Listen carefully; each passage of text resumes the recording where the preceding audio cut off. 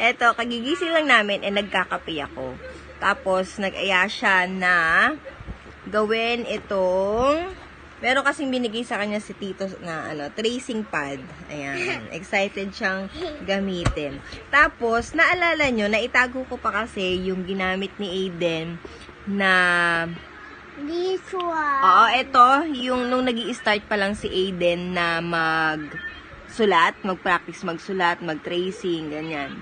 So, naitago ko siya. So, ito ngayon, ipapasa ko kay Gavin para matutunan niya kung paano yung tamang paghawak ng pencil. Right, Gavin?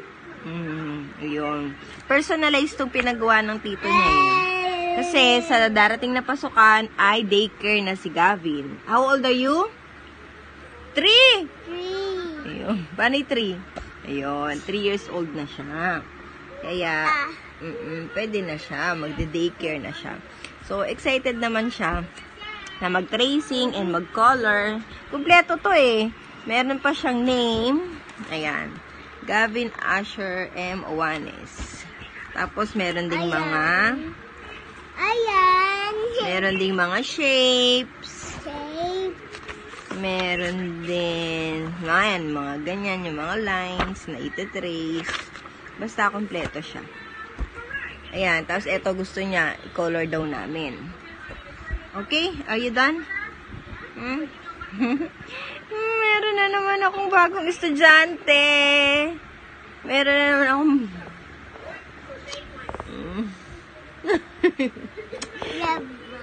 love daw niya ako. Mamaya si Aiden naman. Actually guys, hindi nakapasok si Aiden 1 week na. Nagkaroon siya ng allergy. Yung para siyang urticaria. So, yung may siya, may pula-pula siya. Pero konti na lang naman. So, since hindi siya nakapasok, may home activity na binigay sa kanya si teacher. So, mamaya ipapakita ko sa inyo. And, hindi ko alam kung naipakita ko na sa mga videos, pero marunong na magbasa si Aiden. Yung mga dala-dalawang yung mga per syllable, mga ganyan. 2 letters. Pero yung ibang English, nababasa na niya. Like, dog, cat, box.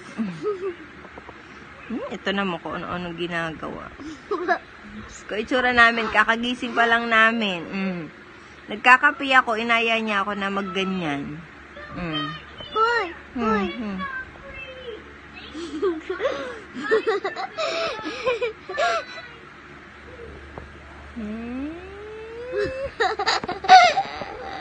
Kulit mo? Kulit mo?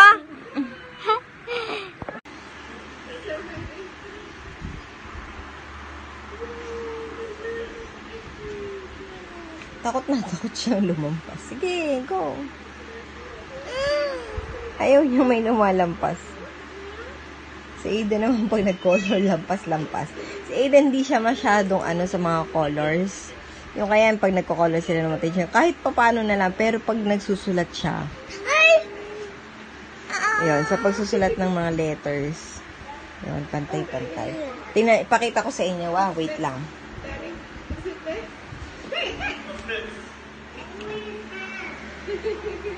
Eto, nag-aaral kami magbasa tapos biglang isinulat ni Aiden to. Sabi nga ng daddy niya, siya nagsulat yan. Kasi na siya, yung maayos ba? Yung pantay-pantay.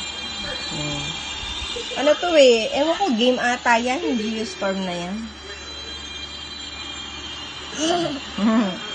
Sige na, gawin mo na yung ginagawa mo, anak. So, today ay absent si Aiden kasi nga meron siyang allergy. Pero, nawawala naman na. So, konti-konti na lang yung mga red patches niya sa katawan. So, merong ibinigay si teacher. Si teacher Kim na home activity niya. So, yun ang gagawin natin. Papakita ko lang sa inyo. So, sa video natin today ay gagawa kami ng assignment sa math and magbabasa. Reading sila. So, ang lesson nila guys is number words 0 to 10. So, ititrace lang ni Aiden and then susulat niya rin.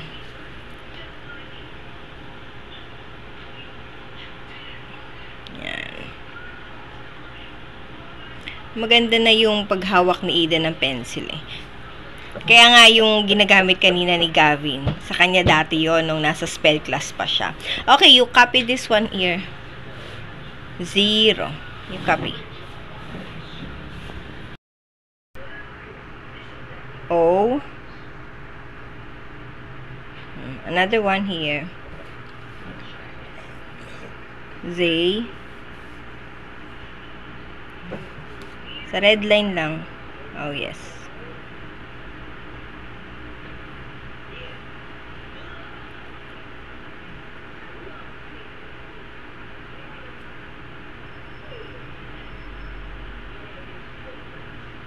Oh. Super liit naman. Yeah, it's okay. Huwag mo nang erasin. Okay, you insert, you box. Put a box all the words that spell out 0. I-box mo daw. Square. Box. Tracing.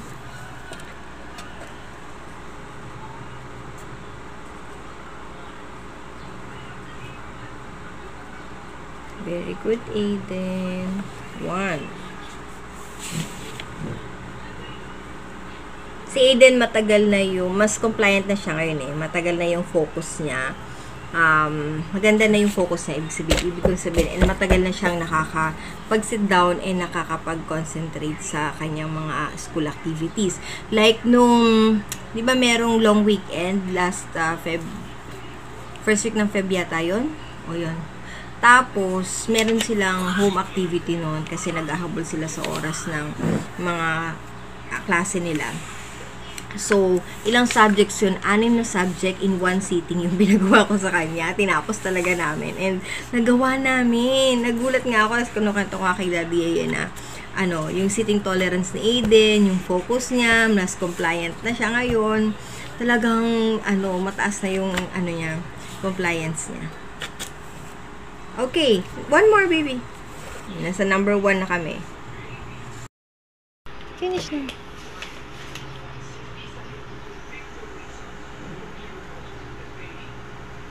Ay, wala sa line.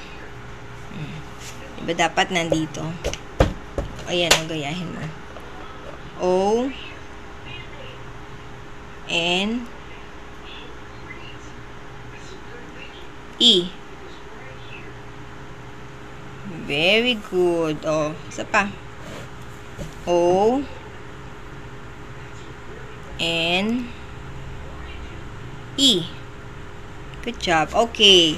Underline all the words sa spell out 1. And no, not box. Annul. Ay, ayan na naman. Hindi na naman nakikinig sa instruction.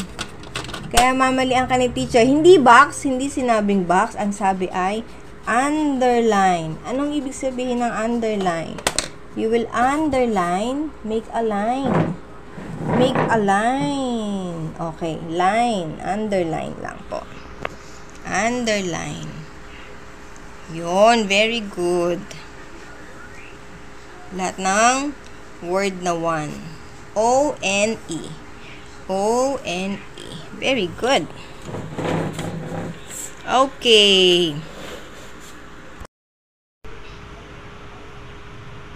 Lahat ng mga 0. Connect. Yung pa, may isa pang 0. Yun. Very good. Ayan. Na-connect niya, oh. Lahat ng mga 0, lahat ng 1.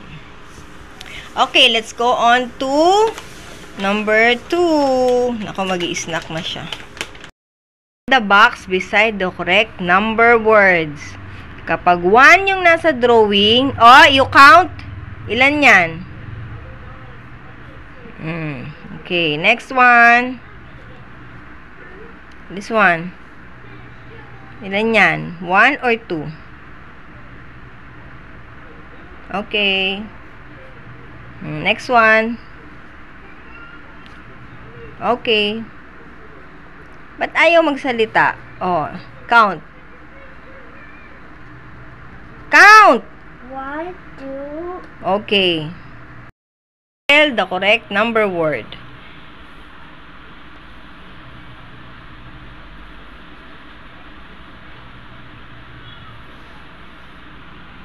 Okay, next one. Count my fish.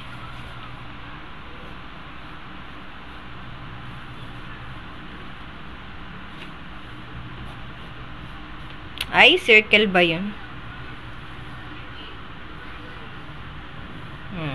Squid. Ah! Count mo nga mabuti yung squid. 3 ba yan? This one.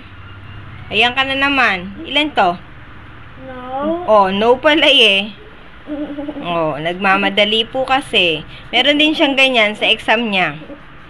Ha, Aiden? Nagmamadali kasi gusto na niyang matapos, gusto na niyang manood ng TV. Kasi si Gavi nanonood ng Ryan. Okay, last one. Draw enough pictures of things that you can find in your garden. Color your drawings. Okay, we will draw. Siya guys ng flower. Kasi ikaw na daw makikita sa garden. Yay! Tatawa siya. Okay, and then we will color it.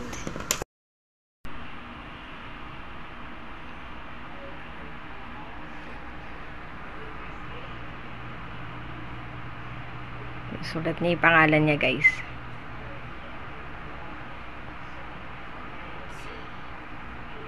Kaya na niya kahit walang kopyahan eh. Aiden James.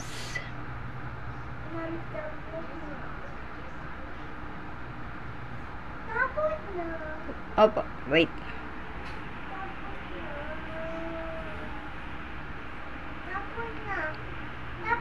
Opo, wait po. James M. Juanes. O A N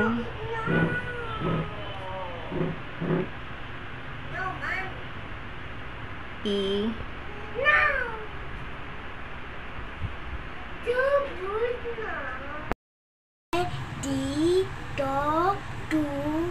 Okay. What is this? Dog. What is this? Da.